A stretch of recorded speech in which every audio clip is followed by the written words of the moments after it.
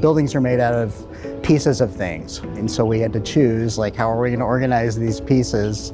And we're inspired by this place. And so, you know, you see that kind of subdivision of the windows, the subdivision of the fiber cement siding, relating back to how things branch in nature, you know, whether it's the structure of a leaf or trees branching, just to kind of try to knit the building into this place, even though the building's an object that's placed at the north end of the parking lot, there's still that opportunity to connect it to its place.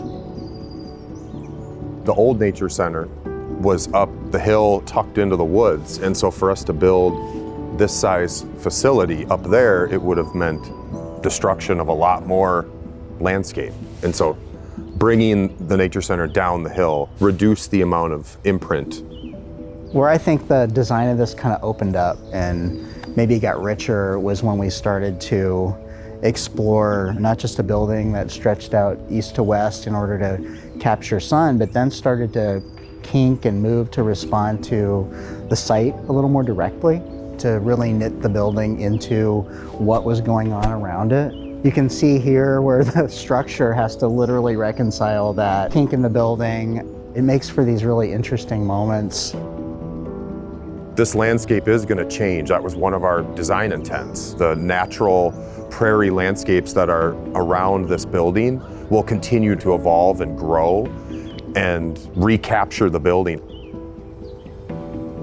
The building acts as a gateway. Once you're past the building, you're kind of immersed in that landscape. We're an education facility, so we obviously teach programs in the building, but we wanted to use the whole experience as people come here to be learning through informal ways. We have interpretive signage so people can experience on a self-guided tour and learn the sustainability features of the building, or we have used it actually with naturalist staff guiding students through it. So one of the features we have on the north side of the building is we relocated a bog from northern Minnesota.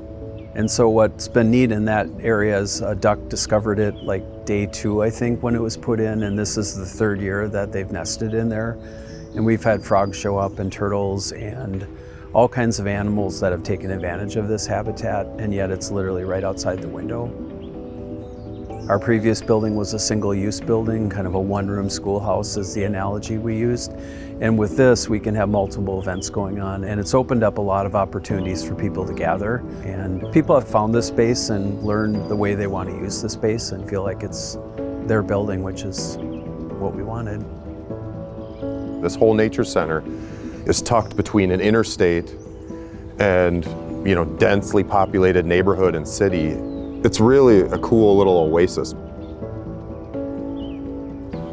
I've heard a lot of excitement like, this is so much bigger than the other building and it's beautiful and it feels warm and inviting. And one of the goals was we wanted the building to have that feeling where people come in and they feel like this isn't an institutional building. This is some place where I want to spend time.